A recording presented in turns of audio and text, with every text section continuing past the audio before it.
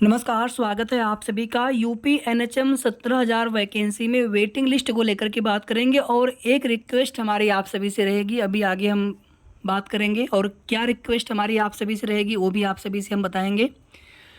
स्वास्थ्य विभाग में एएनएम, फार्मासिस्ट, टेक्नीशियन के अलग अलग पद, ओटी असिस्टेंट, सीएचओ, संविदा व ड्रेसर, कुछ ऐसे पदों को इन सभी पदों के लिए सभी रिक्तियों को मिलाते हुए 45,000 पदों पर नई भर्ती का विज्ञापन देखने को मिलेगा बहुत जल्द। सरकारी या फिर परमानेंट भर्ती का विज्ञापन अगर किसी दूसरे राज्य में भी आए, मान लीजिए आप उत्तर प्रदेश के निवासी हैं या फिर अगर आप अदर स्टेट के उसी राज्य से होंगे तो फिर तो बहुत अच्छी बात है। लेकिन अगर आप यूपी के निवासी हों, किसी अन्य राज्य में कोई वैकेंसी आ गई, तो कभी कभी होता है कि आप उस अदर स्टेट के राज्य के बॉर्डर पे आप हों, यूपी में निवासी हों, किसी ऐसे ज़िले में हों, तो फिर कई बार क्या होता है कि आपके लिए सुविधाजनक होता है किसी अन्य राज्य में भी अगर नौकरी मिल जाए।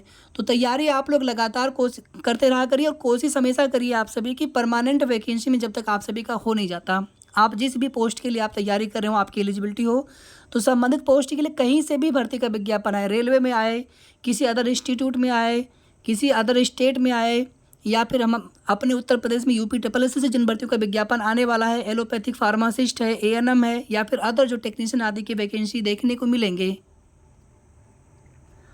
आप में से किसी ने अगर यूपी ट्रिपल एस से बीसीजी टेक्नीशियन का फॉर्म भरा हो, जहां पर सीटें तो बहुत कम है लेकिन आवेदन भी देखेंगे तो लगभग 800 के आसपास ही केवल आवेदन हुए हैं। तो चलिए सबसे पहले बात करेंगे 45,000 नई जो भर्तियां हैं स्वास्थ्य विभाग में उनको लेकर के।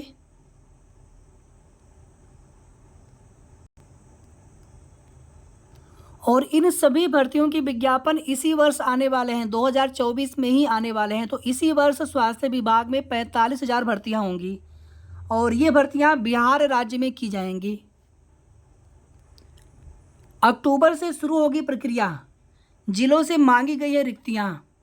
1 महीने में आयोग को भेजी जा सकती हैं पदों की रिक्तियां। 50% आरक्षण सीमा के आधार पर होगी भर्तियां। 50% आरक्षण का मतलब ये हो गया कि 50% इसमें ओबीसी, हालांकि बिहार में ऐसे होता है EBC, BC, SC, ST, EWS, ऐसे हो गया वर्टिकल आरक्षण में, और बाकी 50% में 10% ईडब्ल्यूएस और 40% यूआर अनारक्षित।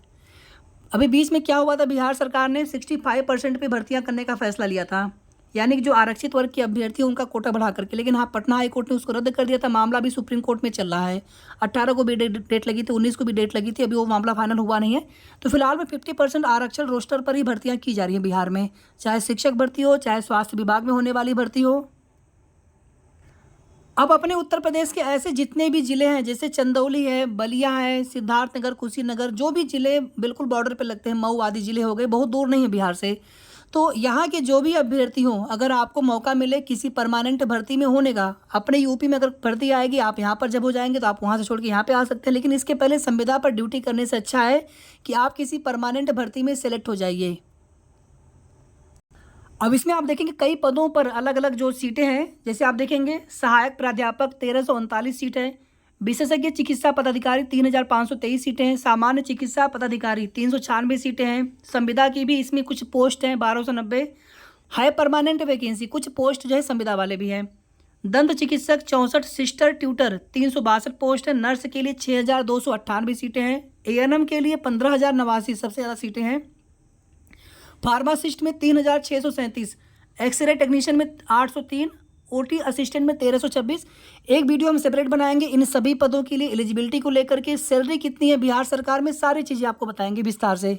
ठीक है, तो आप वो वीडियो जरूर देख लीजिएगा इसी भर्ती को लेकर के, सभी पदों के लिए एलिजिबिलिटी और सैलरी, बस इसी चीज़ को लेकर के, क्योंककि सबसे ज़्यादा कन्फ्यूजन एलिजिबिलिटी को लेकर के ही होता है, या फिर सैलरी कितनी मिलेगी। OT assistant 1,326 post, ECG technician में 163, लैब टेक्नीशियन के 3,080 पद हैं, ड्रेसर में 1,562 और सीएचओ संविदा के लिए 4,500 पोस्ट है। तो 2 पद यहाँ पर संविदा वाले हैं, बाकी सभी जो पद हैं वो सरकारी रिक्तियाँ हैं, परमानेंट रिक्तियाँ हैं। ठीक है, तो आप लोग प्लीज़ तैयारी करना कभी मत छोड़िएगा, तैयारी हमेशा आप सभी करते रहिए। एक बार ये पूरी न्यूज़ विस्तार से पढ़ लेते हैं। बिहार स्वास्थ्य विभाग में 45,000 स्वास्थ्य कर्मियों की बहाली इसी वित्तीय वर्ष में होगी। इसमें चिकित्सक, नर्स, फार्मासिस्ट, लैब टेक्नीशियन सहित दर्जन भर पद हैं। अक्टूबर से बहाली प्रक्रिया शुरू होगी, यानी कि आवेदन स्टार्ट होंगे, नोटिफिकेशन आ जाएगा। स्वास्थ्य विभाग ने पहले 65% आरक्षण के आधार पर जिलों से विभिन्न पदों का रोस्टर क्लियर रिक्तियां मांगी थी, लेकिन हाईकोर्ट से रद्द हो गया। मगर बढ़े आरक्षण पर पटना हाईकोर्ट की रोक के बाद फिर विभाग ने पुराने प्रावधानों के आधार पर ही, यानी 50% पर रिक्तियां भरने का निर्णय लिया है। तो स्वास्थ्य विभाग को कुछ पदों के लिए जिलों से 50% आरक्षण के आधार पर रोस्टर क्लियर कर रिक्ति आने भी लगी है। दरअसल स्वास्थ्य मंत्री मंगल पांडे ने जून में विभागीय अधिकारियों के साथ विभिन्न पदों पर रिक्तियों की समीक्षा की थी। मंत्री ने अधिकारियों को निर्देश दिया था कि मिशन मोड में चिकित्सक और नर्स सहित सभी रिक्त पदों पर नियुक्ति पूरा कराएं। पिछले दिनों 770 दंत चिकित्सकों के पद स्वीकृत किए गए हैं। 2 दिन पूर्व मुख्य सचिव अमृत लाल मीणा ने भी स्वास्थ्य विभाग के अधिकारियों को सभी रिक्त पदों को भरने का निर्देश दिया है। आरक्षण के पेज में बहाली में हो रही देरी। स्वास्थ्य विभाग ने अक्टूबर अंत तक सभी 45,000 पदों पर बहाली पूरी करने का लक्ष्य रखा था, ठीक है, लेकिन आरक्षण की वजह से देरी हुई। लेकिन आरक्षण के पेज के कारण बहाली प्रक्रिया शुरू होने में देरी हो रही है। चिकित्सक, दंत चिकित्सक, नर्स, एएनएम, जीएनएम, सीएचओ और पैरामेडिकल सहित स्वास्थ्य विभाग से जुड़े रिक्त पदों पर नियुक्ति के लिए विभाग ने कार्रवाई तेज कर दी है। तो अगले महीने इस भर्ती का विज्ञापन आप सभी को देखने को मिलेगा, ठीक है। अभी आप देखेंगे कि अपने प्रदेश में शिक्षक भर्ती न आने से प्राइमरी बेसिक में बहुत सारे हजारों की संख्या में अभ्यर्थी बिहार में जाकर के नौकरी कर रहे हैं, और जब अपनी यूपी में आएगी, अगर यहाँ पे सिलेक्शन हो जाएगा तो यहाँ पे वापस आ जाएंगे।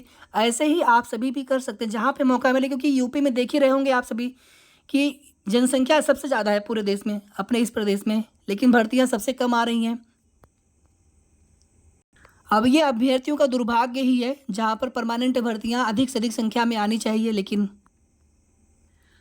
अब आगे देखिए आप सभी, यूपी एनएचएम 17,000 में वेटिंग लिस्ट को लेकर के एक कोर्ट केस भी दाखिल किया गया है। 19 सितंबर को डेट लगी थी, लेकिन सुनवाई हो नहीं पाई, उसका कोई कोर्ट ऑर्डर भी नहीं आ सका है। फिर आप देखेंगे यहाँ पर तो अब डेट लग गई है सीधे सीधे 19 अक्टूबर की। यही होता है कि कोर्ट अब क्या करे, अभ्यर्थी हताश निराश, जब नहीं एनएचएम सुनेंगे या फिर शासन के अधिकारी मंत्री जी नहीं सुनेंगे तो अभ्यर्थी निराश होकर के क्या करें, तो उन्होंने कोर्ट का अप्रोच किया। लेकिन यहाँ पर कोर्ट के माध्यम से कितना समय लग जाए कुछ कहा नहीं जा सकता है। हमारा निवेदन आप सभी से ये है, जैसे भी आज जनता दरबार लगा हुआ था, मुख्यमंत्री जी अभी भी गोरखपुर में है, कल जनता दरबार फिर से लगने वाला है। तो आप में से कुछ लोग प्लीज़ जनता दरबार जाइए, सबको छोड़ दीजिए एनएचएम के, तो क्या ही कहा जाए, वहाँ से तो बस केवल एक आश्वासन दे दिया गया था पहले, अब वो भी नहीं मिलता है। और वेटिंग लिस्ट देने में कोई दिक्कत इनको नहीं है, लेकिन इसमें देरी कर रहे हैं, मामला खींच रहे हैं इसमें, फिर आगे चल कर के वेटिंग लिस्ट दे भी न दे या फिर से कोई नई भर्ती देने का प्लान हो। और हम लोगों को वेटिंग लिस्ट ही चाहिए। यूपी एनएचएम 17,000 वैकेंसी में एएनएम के लिए, स्टाफ नर्स के लिए, एलटीओ फार्मासिस्ट, सभी पोस्ट के लिए। तो आप में से जो भी अभ्यर्थी गोरखपुर के हों या गोरखपुर के आसपास के जिले वाले, संत कबीर नगर है, सिद्धार्थ नगर है, महाराजगंज है, कुशीनगर है, तो इन जिलों के जो भी अभ्यर्थी सपोर्ट कर पाएँ। देखिए हमें पता है कि मुख्यमंत्री जी के जनता दरबार में सैकड़ों फरियादें आती हैं, कितने पर कार्रवाई हुई है उसमें क्या पता, बाकी हम लोग भरोसा करके जाते हैं जो भी उसमें जाने वाले लोग होते हैं। तो इसमें एक बार नहीं, 2 बार, 4 बार, 5 बार लगातार जाना होगा, और संख्या थोड़ी सी आपकी ठीक ठाक रहे, 50-100 लोग, 10, 20, 30 लोग ही जाइए, लेकिन संख्या आपकी थोड़ी ज़्यादा रहे। वहाँ पे जाइए, मुख्यमंत्री जी से मिलिए, फिर मंदिर के महंत जी से भी मुलाकात कर लीजिए, अपनी समस्या को बताइए। इसमें कुछ फीमेल अभ्यर्थी जरूर हों, क्योंकि हर स्तर से प्रयास करके देख लिया गया, अब अंत में यही एक अंतिम विकल्प बचा है कि मुख्यमंत्री जी से ही बार बार गुहार लगाई जाए वेटिंग लिस्ट को लेकर के। अगर उन्होंने निर्देश दे दिया तो उसके बाद फिर वेटिंग लिस्ट बहुत जल्दी आ जाएगा। और ऐसे अपने से वेटिंग लिस्ट वो लोग कब तक देंगे कि नहीं देंगे, हालांकि एज पर नोटिफिकेशन उनको वेटिंग लिस्ट देना है। आपके एनएचएम वेटिंग लिस्ट को लेकर के एक टेलीग्राम पर ग्रुप भी है, अगर आपने ग्रुप ज्वाइन ना किया हो तो प्लीज़ आप सभी लोग ज्वाइन कर लीजिए। ग्रुप बनाने का सिर्फ यही उद्देश्य था कि कुछ अभ्यर्थी वहाँ पे एकजुट संगठित रहेंगे, तो जो कुछ भी प्रयास आगे करना होगा उसमें सब लोग मिल करके एक दूसरे से बात करके आगे की कोशिश में सब लोग साथ दे सकते हैं। वीडियो को आप सभी प्लीज़ लाइक शेयर कर दीजिएगा, और अगर आपने अभी तक चैनल को सब्सक्राइब ना किया हो तो सब्सक्राइब भी कर लीजिएगा। आपके भर्ती में वेटिंग लिस्ट ना आने से मन बहुत दुखी है कि एक तो संविदा की भर्ती है, ऊपर से इसमें भी वेटिंग लिस्ट के लिए इतना मेहनत करना पड़ रहा है, कोर्ट केस तक करना पड़ रहा है, इतना मतलब ये लोग विवश कर देते हैं अभ्यर्थियों को, विडंबना है। अब इसमें आगे कुछ हम कह नहीं पा रहे हैं यहाँ पर, बाकी आप लोग समझते हैं कि कितना मन दुखी होता है। इसमें तो सरकार को या जो संबंधित मंत्री जी हैं सभी को तुरंत संज्ञान में लेकर के जितनी जल्दी हो सके वेटिंग लिस्ट दे देना चाहिए था।